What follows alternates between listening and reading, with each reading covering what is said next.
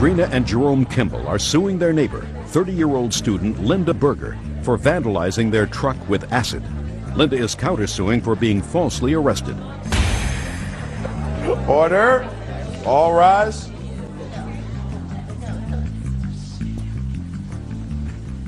Yeah, this is case number 351 on the calendar in the matter of Kimball versus Berger. Parties have been sworn in, Judge. You may be seated, sir. Have a seat, please. Mr. and Mrs. Kimball? Yes. You and the defendant are neighbors. According to your complaint, as a result of her causing a disturbance, you called the police, and in retaliation for that, she threw some chemical on your car causing damage. Yes. You want her to pay for that damage. Ms. Berger is countersuing for thousands of dollars because she says you had her falsely arrested. She's suing for malicious prosecution. So let's start. How long have you been living at your present location? 2 months.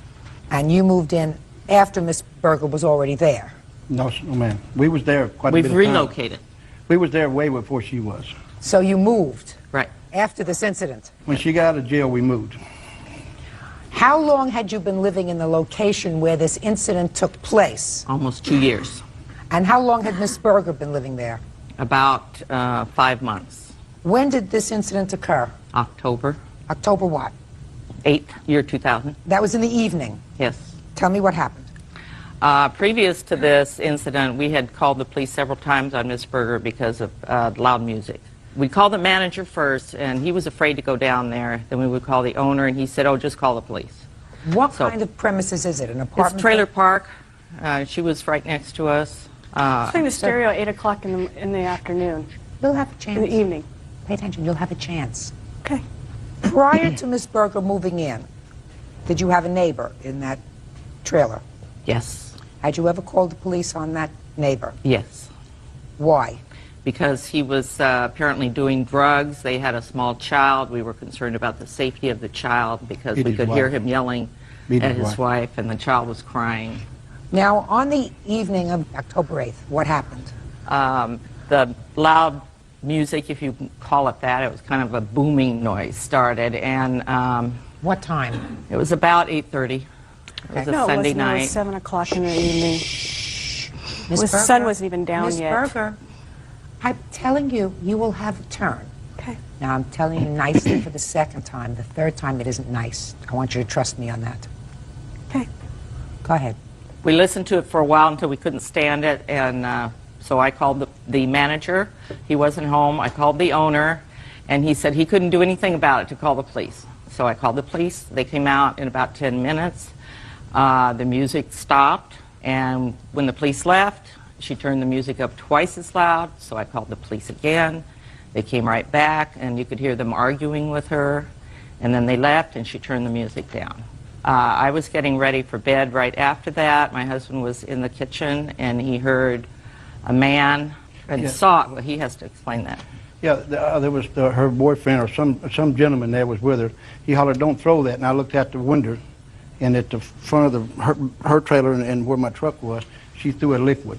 So I put my shirt on, and You actually saw her? Yes, ma'am, I sure did. And then I presumed to go on out there after I got my shirt on. He was dragging her back in the trailer. She was screaming, cussing, "We're going to kill them people," and all kind of noise. So I looked around, and it was kind of a wet after, you know, the dew was already out. So I had a flashlight. I looked. I didn't see no dead places. I did see a little extra liquid, and I was scared she was going to come back out with a gun or a knife.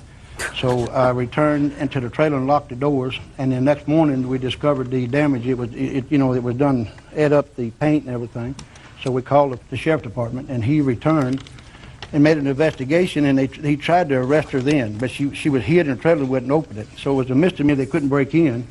So they turned it over to the detectives, and the detectives later on, they charged her, the DA's office charged her, and then she had prior warrants. So when they picked her up, they put her in jail, and she had prior warrants, and she stayed there for quite some time due to the prior warrants. And that we have the police reports and all to verify it. And the pictures of the damage. And I'd like to see pictures of the damage, and I'd like to see the estimates to have them repaired. yes, ma'am. Also, our car, my wife's new car was sitting there, and this happened on the 8th. And between the 9th, that's when the police come out and did the estimate on the damage and looked at everything and tried to arrest her. Between the 9th and the 10th, somebody hit my car on the turtle shell with a broomstick, and that's what those other pictures are about. and we presumed it was her. We didn't have the enemy in the place, so when she got out of jail, we left immediately that day. We had our stuff moved that day as fast as we could. We just couldn't take How'd you know I another was chance. getting out of jail? What year is this truck? The truck is a 1988, but it's a showpiece. I probably got over $20,000 in there just putting it back into original condition. It's a dually, black dually. It's a showpiece, honestly. Was a show. It was. It's got 16 coats of black lacquer paint on it, and believe it or not, it was over $3,000 when I had the truck painted, from original paint to the show class finish on the truck. Yeah, well, they have an estimate to refinish, not any body work, but just to refinish it, $2,006. There's nothing dented. It's just everything there. All the plastic and chrome's got to be replaced, and then the paint. Okay. All right, Miss Berger, you recall the evening of the 8th of October? Yes, I do. All right. Is this the person with whom He's you were my living? witness. He's to attest to a couple of statements made by the plaintiff. Is he the person who was living with you at the time? No, he's not. Is he the person there at the time? He lives across the street, yes. Okay. He's a mutual friend of theirs Okay. and of mine. Okay, go ahead. Let me hear. I was not anywhere near his truck. Let's start out with the music. How With the many times music. did the police come out that evening? Once. Once or twice? Twice. That's- Okay, it was like 7:30 in the... Just a second. So the police came twice. Yes. They came the first time and told you to turn the music down. Yes. How much later did they come a second time? Maybe a half hour, 45 minutes later. Do you have a police report from Deputy Yes, I Conte? do. May I Yes, have I it, do. please? And I have the detective's Just give me the report. I'm a good reader.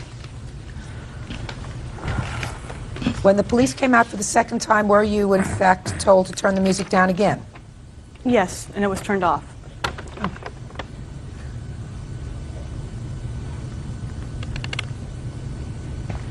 The second time the police officer arrived at your home, Miss Berger, was it the same police officer who had arrived there the first time? Yes, And did you have a conversation with the officer the second time? I believe so. I believe that he just asked me to turn off the stereo, and I turned it No, he off. didn't.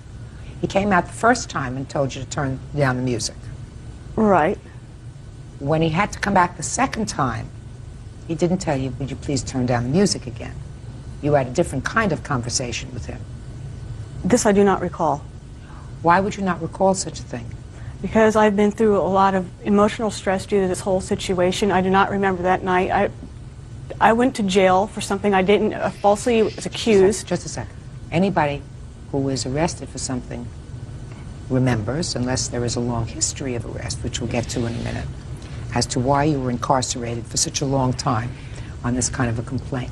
So you do not recall what the officer said to you the second time he was forced to come back to your location. Basically, he told me to turn it down, or he was going to turn it off for me, basically, what it boiled Okay, down so he was a to. little more annoyed this time. Right. That's better. So you turned it off, and according to your complaint, you did nothing. No, I did not do anything. I went to sleep. I went right to bed. Real cases, real people. Judge Judy. Drina and Jerome Kimball say neighbor Linda Berger dumped acid on their truck. Linda denies the charge and is countersuing the Kimballs for filing false charges. Okay. Now, there did come a time you were taken into custody. How much after this incident were you taken into custody? A week or two, perhaps. And when you were taken into custody, did you have a series of outstanding warrants? I had one warrant for driving on suspended license. That had been dismissed. I tried to get an OR on this vandalism charge. OR was not granted. I had to stay in jail. I had to file for bail in order for me to be released. Right. Driving on suspended, I had time served, but they were not going to release me because I still had this vandalism charge outstanding. I had to bail out.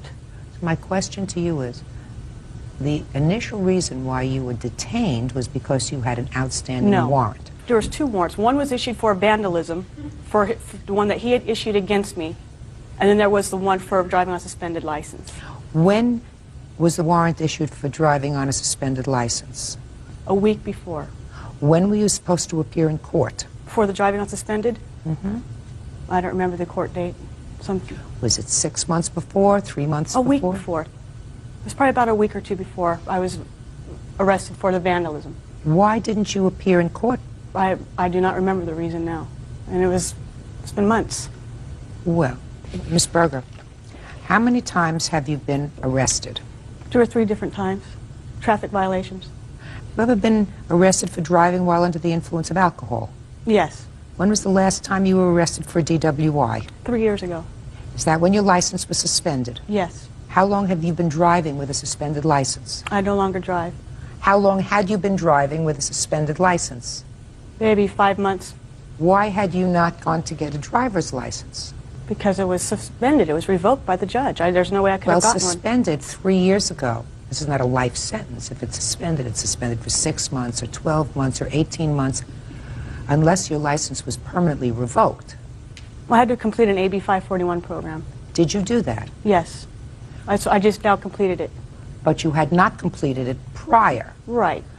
Okay, so you were told 2 or 3 years ago that you could, in fact, get your license reinstated if you completed a program for alcohol abuse and driving. You chose not to do that, but just to go back and drive without it. Am I correct? Right. All right, so the judge got irritated and issued a warrant for your arrest. That warrant was the warrant that fell on you at the time you were taken into custody on their complaint. We have that in order?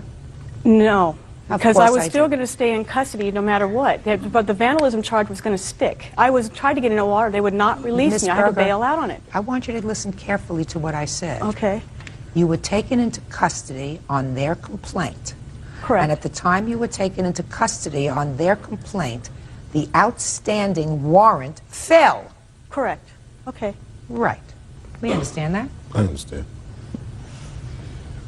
Did there ever come a time, Miss Berger, prior to the time that you were taken into custody on the warrant, that the police came to your residence and you heard and saw him knock at the door and refused to open the door? No. That never happened. No. So the officer who made this report and said, we went to subject Berger's trailer home at the address. We knocked several times, however, she did not answer. I wasn't home. That was on the same evening as the incident. You said you just went to sleep. And I was asleep. I don't remember. You asked the question if I ever not opened up the door for the police. Yes. Not knowingly. Okay.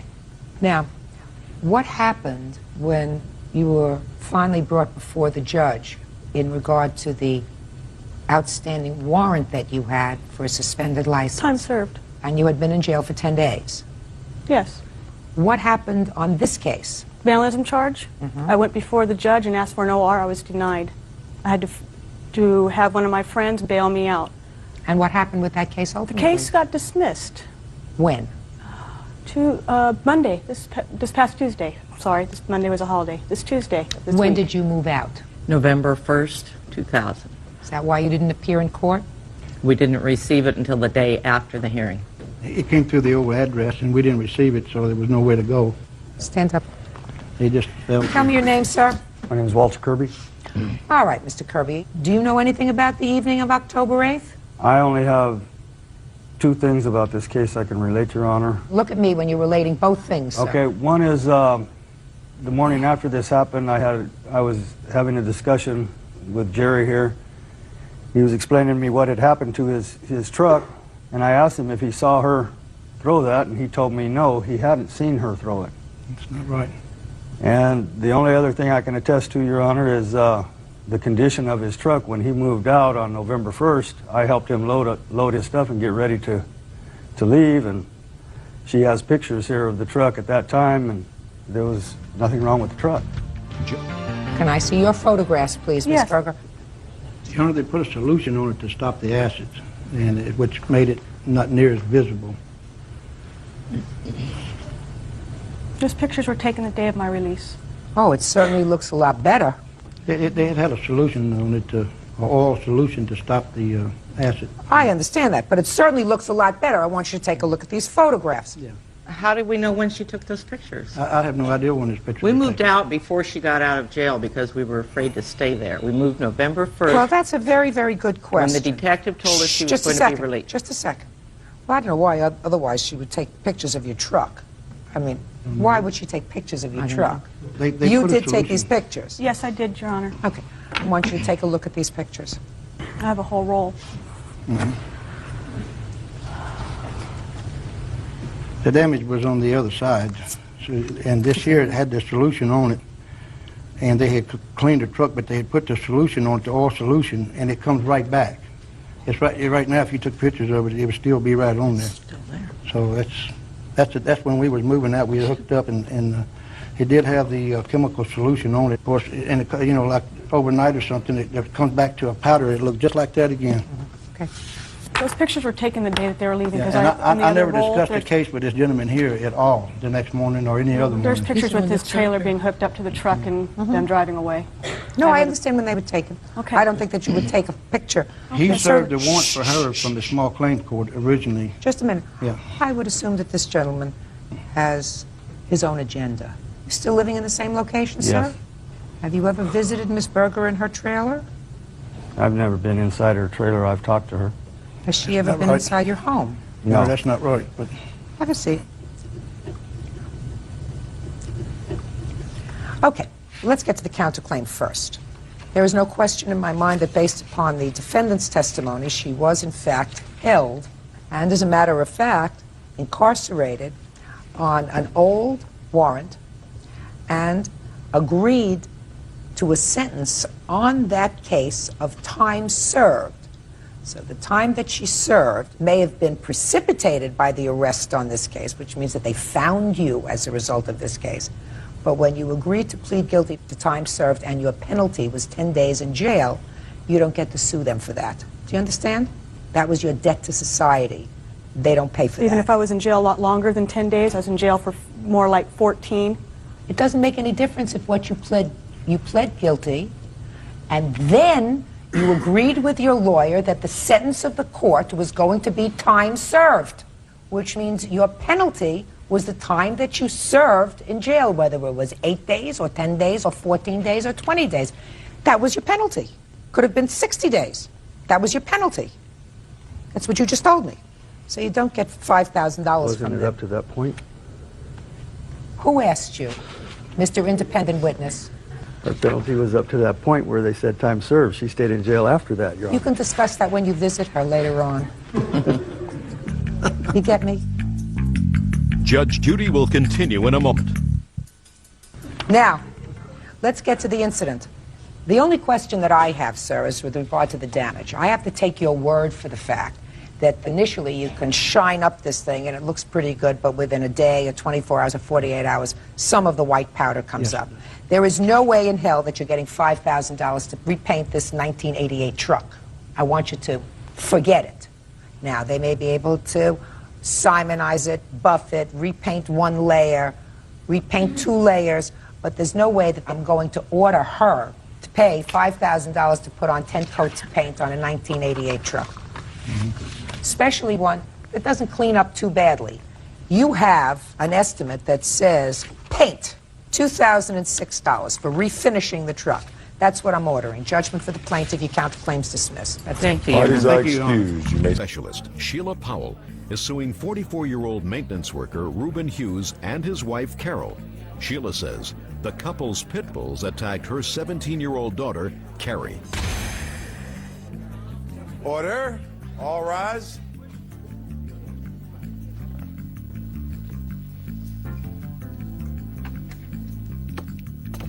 Now, this is case number 24 on the calendar in the matter of Powell versus Hughes. Parties have been sworn in, Judge. You may be seated. Ladies, have seats. Mrs. Powell, which of these 2 young ladies is your daughter? Carrie in the blue. Step up, please. Carrie? Carrie, you were attacked by 2 dogs. Yes, ma'am. What kind of dogs were they? They were pit bulls. Were you alone? Yes, ma'am. I was going to visit a friend. And what happened? I was on the left-hand side of the street, and I looked around the neighborhood to check for dogs, you know, because I'm in a strange neighborhood and I don't really know. And all of a sudden, these dogs just ran out of the yard and attacked me. And I screamed and yelled until somebody finally came out. Who came out? It was a man that probably lived right across Caddy Corner from where the dogs were. And what did he do? He threw something at the dogs, and they ran off. And he took me into his house and wrapped my arm. Were you bitten by the dogs? Yes, ma'am. After he wrapped something around your arms, what did you do? He didn't have a telephone in his house, so we walked across, probably past one house, into the next yard, and used another neighbor's phone. And she phoned my mother. She phoned the police first, but they couldn't do anything, so she phoned my mother. I was called. I had just returned home from a doctor's appointment and received a call from the lady, and she asked me to come and get my daughter because she had been attacked by 2 pit bulls. And when you saw your daughter, describe what you saw. She was bleeding, and she was crying, and I got nervous, and she had blood all over her, and I brought the coat to show that she had on that the dog's attacked, and it still has the blood stains and Let me see it. the tears.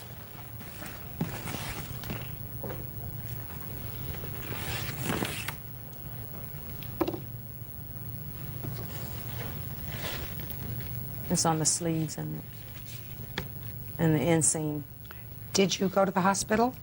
Yes, I took her, I called my husband and told him to meet me at Methodist Hospital, and I took her to the emergency room. Do you have the report? Yes. I'd like to see it, please. And also brought pictures of their house to show they don't have a fence around their house.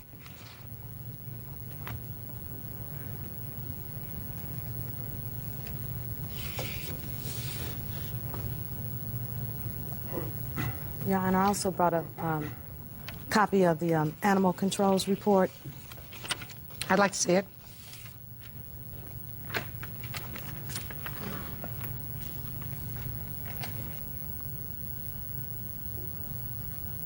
Now, you folks are the owners of the dogs? Yes. Yes, ma'am. And you were not at home when this occurred? No, we were both at work How long have you had the dogs? since birth.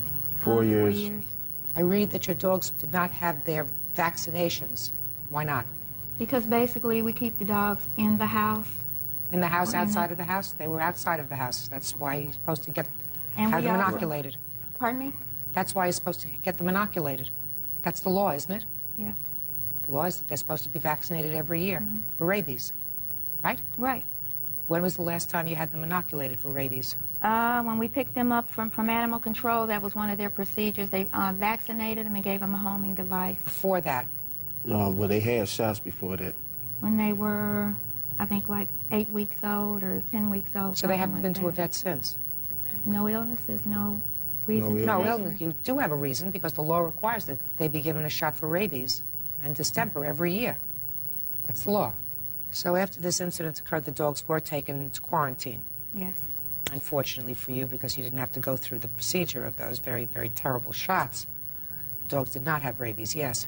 Your Honor, I guess what she saw when she drove by our house, we don't have a fence from the driveway. Our yard is completely fenced in. From the back. From the back of the garage all the way around, and I've got the pictures. We do. What happens is, even though that it's fenced in, we still do not let our dogs run loose in the yard because they are pit bulls. When I came home from work Thursday evening, it was dark. It was in November. I get off work at 6:30. It's approximately 10 minutes to 7. And when I pulled up in the driveway, Valerie and China came off the porch and came up to the car. Your 2 dogs? Yes. And I was like, what's wrong with this picture? You know, something is not right here. So I got the flashlight out the back of the back seat of the car, and I let them in the front door. And then I walked around to the back apprehensively and saw that the door had been kicked in. Does the back door open to the backyard? Yes. Yes. Which is fenced in? Yes. Well, so what you're saying is someone tried to kick in the back door. Right. Your dogs got out. Right. But if they got out, they would have been in a fenced-in yard. Your Nah, Honor. they would have been able to get out of the yard, actually. Jump the fence or whatever. Well, that's... Put your hand down, madam, please. I see it up. If I haven't recognized you, there's a reason. Got it? Yes. We have a fence, but, you know, they can get out if they wanted to. So what difference does it make if you have a fence? Well, when we have our dogs out, they're on chains anyway, and they're not out unless we're at home, okay? And like somebody tried... So the fence is useless? Yeah, okay, you say the fence is useless, Okay. yes. Well, I can clearly buy- the I can fence buy was that. useless. Mm-hmm. But it's still there. But it was useless because the dogs didn't go out the front door. The dogs went out the back door, right? With And help. if the dogs went back the back door, then the second line of defense is a fence. They can jump over the fence, as your husband says, then the fence is useless. So it's like having no fence. Now, if we're at work and our dogs are locked in the house and somebody attempts to break in our house, Your Honor, I mean... Yes, what- Miss Hughes. You just a second. Your point is someone tried to burglarize your house but was not successful, didn't take anything. Your dogs got out, and there was this very unfortunate incident, and you're really not responsible. Did you notify your homeowner's insurance? Do you have homeowner's No. insurance? You don't have homeowner's No. insurance. Well, you should have homeowner's insurance. Animal control, when I got home, animal control left a thing on the doorknob, and it was very vague. It had nothing to say about, and it's right here, it had nothing to say that the dogs bit anybody or anything. You want it? Yeah, just give them this. Well, here, you can just have it. Here. Thanks. And what happened was, at this point, I'm still not even knowing that anyone was injured. I'm just finding the dogs out. So then, when my husband came home from work, the neighbor across the street said that they did bite a little girl. So I'm on the phone trying to call up animal control to get to the bottom of this and what's going on and whatever. Mm-hmm. Animal control had came out and left that on the door. And the two dogs were right out there in the yard when they was there, okay? And he was able to walk up, you know, from what the neighbor across the street told me. He had threw treats to him before he got out and then put the notice on the door, okay? So before she got bit, to me, it seemed like animal control should have grabbed them dogs, you know, because they weren't on the on chains or nothing like that. Not to say that they're to blame or anything like that. I'm just expressing that animal control did come when the dogs was right out there in the yard, but did not take them. It's not animal control's fault that you had not, in violation of the law, had your animals vaccinated from the time they were puppies. It's not their fault that for 10 days she had to wait to see whether or not she was going to have to go through a very painful series of shots for rabies because you had neglected to follow the law. You do not have homeowners insurance, which you should have to cover such situations, because that's why people have homeowners insurance. And bottom line is, you have somebody who's innocent, who's walking down the street, not doing anything wrong, and she is attacked by animals that you own. She has to be compensated for that because she is the innocent person. And while I'm not saying that you are guilty criminals, I'm saying guilty on this side, innocent on this side. Someone has to pay. Basically, when you have pit bulls, because of we the word, got police report. because of the word pit bulls, Yeah, give it a police report. it's hard to get homeowners insurance. Had it been a mutt, we probably wouldn't even have been here. Then that's what you should have. Then that's what you should have gotten. Give it police report. You like dogs? I love dogs. Oh, yeah. Okay. You don't the police just. report. I'm speaking. You don't just love pit bulls. You love dogs. I love all dogs. Okay. Just like you So can if be a it's bad too- parent, you can be a bad pit bull owner, and we're not the ones Listen like to me. that. There are some lovely pit bulls, I am certain. But when you use the word pit bull, it usually means people who have those dogs for protection. You chose to get a dog that has the reputation when they bite you, they hurt you. You have to pay the consequences of that. And if you can't get, if my homeowner's insurance company said to me, we'll give you homeowner's insurance, but we're going to cut your insurance if the dogs that you choose to get are pit bulls, I would get a different variety of dog rather than not have homeowner's insurance. That's easy. Okay. What were your out-of-pocket expenses? For Carrie's coat, I had paid $25. The emergency room was $60. The emergency room doctors to look at Carrie was $60. Clarion Health Hospital charged $132. Carrie's personal physician was $45, which was a total of $362. And then just for emotional stress and damages, that was a total of $4,638. And I also wanted to say, you know, Your Honor, those two pit bulls attacked my daughter. One had one arm and one had the other arm. And when I saw my daughter, I could have cried. And I was scared because I didn't know. I still don't know what the extent of the damage is going to be. You know, she's got scars from that. You know, so far the doctor said everything is okay, but we don't know long term. You still have visible scars? Yes, ma'am. Could you step up? I'd like to see them. My shirt is kind of... This is where the dog locked on this arm. Here? It locked on this one right here. Yeah. And then these are just where I kept trying to move my arm. Here, here, and here? Yes, ma'am. And here? Yes, ma'am. And here? Not too much. Just a little one right here. Put your jacket back on.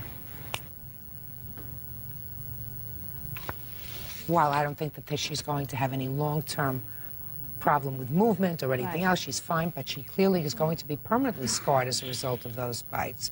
I do find you, Mr. and Mrs. Hughes, reasonable people, but who did an unreasonable thing. You did an unreasonable thing when you failed to have your dogs vaccinated. That was just the start. By maintaining those 2 dogs, you had to take into consideration that if they didn't attack somebody, they were going to hurt them. They attacked somebody who was an innocent, had nothing to do with breaking into your house. And you anticipated that when you chose this breed of animal. Judgment for the plaintiff in the amount of $4,000. That's all. Parties are excused. You may step out. 2 vicious pit bulls on an attack. If they had been really vicious, you couldn't have stopped them. When I got there, she had blood everywhere. Her arms were wrapped up. You know, she was crying and hysterical. We keep them because we're in a very high crime area where they're always breaking in the house, drugs and all that. I'm just glad it's over and I hope I never have to go through it again. And now the next case. All parties in the matter of Carney versus Valles, step forward, please. 83-year-old Juanita Carney is suing her granddaughter, 35-year-old social caseworker Josephine Valles, for car repair bills. Josephine says her grandmother repossessed the car. She's countersuing for the money she put into the vehicle. Miss Carney, the defendant is your granddaughter. Yes, she is. You co-signed a loan for your granddaughter to buy a car. She did not have good enough credit to take out a loan herself. You say it was your agreement with her that she would work on clearing her credit so that eventually she could put the car loan in her name. She did not do that. And a year and a half after the car was purchased, you repossessed the car. When you repossessed the car, you had it fixed, and you spent $2,779 to fix the car. You want her to pay you back for the money that you spent to fix up the car. Your granddaughter is countersuing. She wants you to reimburse her for the down payment that she put on the car, which was $1,500, and for all the payments that she made on the car during the time that she had the car. Is that right? Yes. When was this car purchased, Miss Carney? January of '99. And when did you repossess the car? September 2000. Who maintained insurance on the car? She did, but she dropped it in June of 2000. Did you drop the insurance? Yes, I did. Why? Because she came and threatened to take the car from me. Because she wanted to take a loan out on her house, and she could not do that because my car payment was stopping her. When you dropped the insurance on the car, did you continue to drive the car? Yes. Well, you can't do that. What kind of car was it? It was a 98 Hyundai Elantra. And how much was the total purchase price? $12,092. Did you make all the car payments on the car? Yes, I did. Okay, now, Miss Carney, you tell me why you repossessed the car. During our transaction of the car, the salesman said that there was a mark in the credit report that he could not put it in her name. It had to be in my name solely. I asked her, are you willing to put it in your name once you clear up your credit? And she said yes, because one of the black thing that's on the credit is a mistake, and I can clear that, and I'll be glad to do it. And with that promise, I went ahead and allowed it to be in my name, knowing that I could be liable if anything would happen.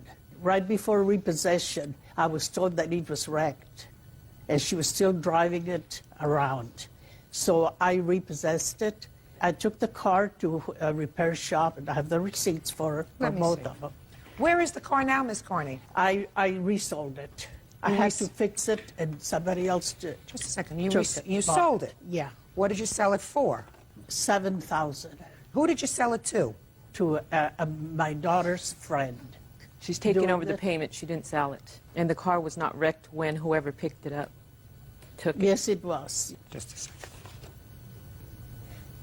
There was nothing wrong with the car when it was taken from me. Oh my I was at work, and when I went out, the car was gone. There was nothing wrong with the car. Do you have photographs of the car when the car was taken? No, I didn't take any. The only thing that was apparent was a broken windshield. It was cracked. But what made it so expensive is that both airbags were deflated. Your problem is that you dropped the insurance and continued to drive in the car. And if you did that, That rendered your grandmother liable. If you had an accident and hurt somebody and the car is in her name, they can take her house, they can get a judgment against her. So in my judgment, she had an absolute right, based upon the fact that you had no insurance, even though she might not have known it at the time, to take back the car. So you acted irresponsibly. So on your counterclaim, you're getting nothing. My problem is, Ms. Carney, that you took it upon yourself to gratuitously fix this car. You can't render her liable for that. And you're not going to get any money either. Do you have a car now? Yes, I do. What kind of a car do you have? A 2001 Hyundai Elantra. How'd you get it? I financed it in October of 2000. So right after your grandmother took back this car? So that you could have done what your grandmother asked Not you to back do in in June, I September. couldn't have. Well, did you call her in August and tell her you could do it? No, I did No. not. Your counterclaim's dismissed. So's your lawsuit. Parties are excused.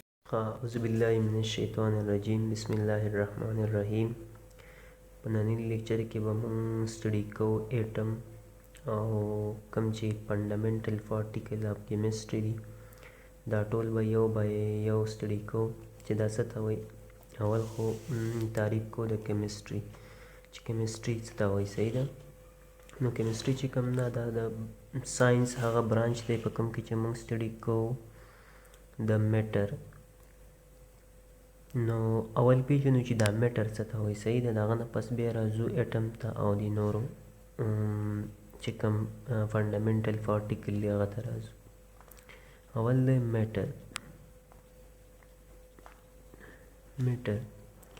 میټر هر هغه شي ته وایي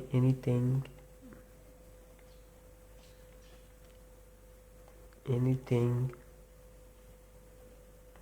which occupies space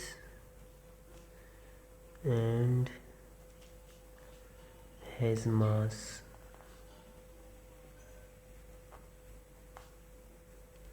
is called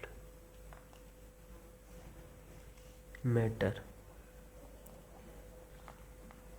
میټر هر هغه شی چې کوم زموږ سره ځای نیسي او وزن لري دې ته څه وایي میټر anything which occupies space and has mass is called matter دا خو میټر دی اوس راځو ایټم ته هغه نه بعد چې کوم دی کمپاوند څه ته وایي ایټم کې چې کوم دی زموږ سره کم پارټیکل دی ایټم جوړ له څه نه دی نو د ایټم تعریف داسې دی چې د smallest particle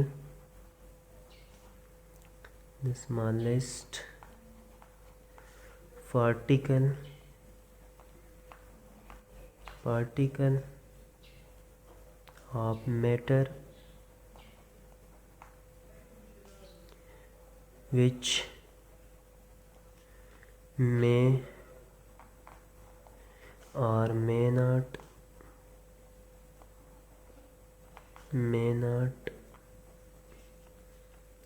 exist freely in nature.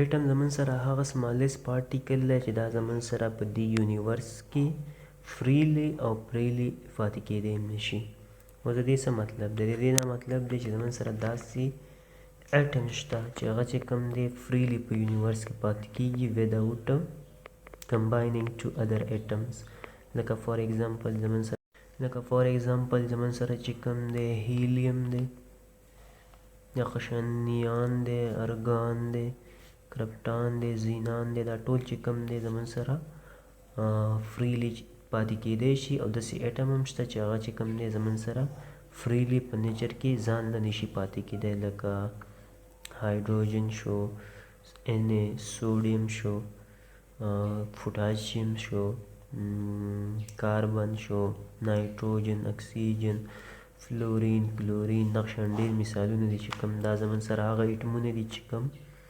فریلی نشي پاتې کېدی په نیچر کې بیا چې کوم دی ایټم چې کوم دی زمون سره مینلی د دریو پارټیکل نه جوړ دی چې په هغه کې نمبر 1 راځي الکترون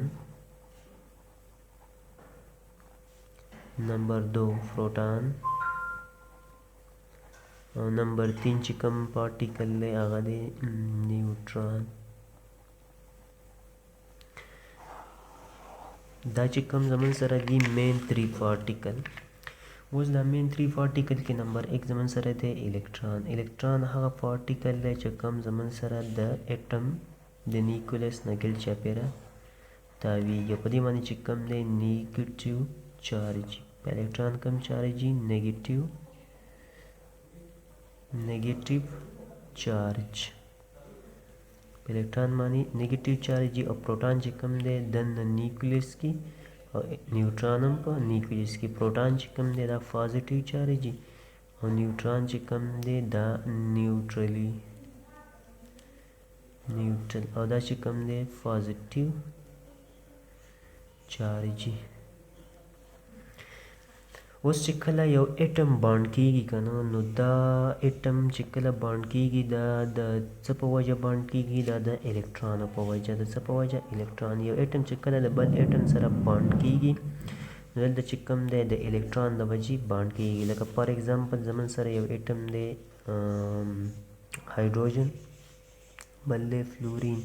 کله چې دا بانډ کیږي تاسو ته پته ده چې د هایدروجن په لاس شل کې یو الکترون دی او د فلورین په لاس شل کې 7 الکترون دي.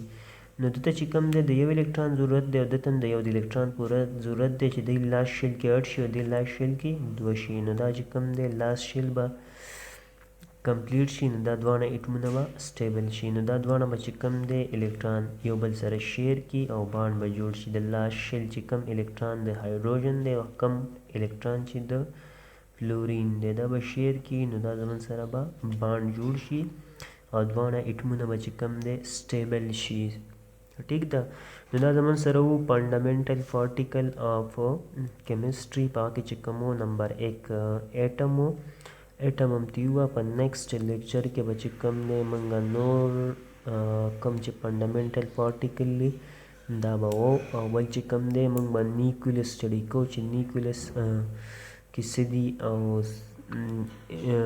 مطلب پروټون دی نیوټرون دی د ماس څونه دی، چارج پې کم دی، کار یې څه دی. دغشان الکترون به هم سټډي کوو، اټمونه به هم سټډي کوو چې کم کم اټمونو کمې کمې پراپرټۍ نه دي. صحیح ده. نو پیریاډک ټیبل کې به زم کمپلیټ انشاءالله هر یو اټم به ډیټیل ډسکس کوو. بس د نن لپاره چې کوم دی دا لیکچر پوره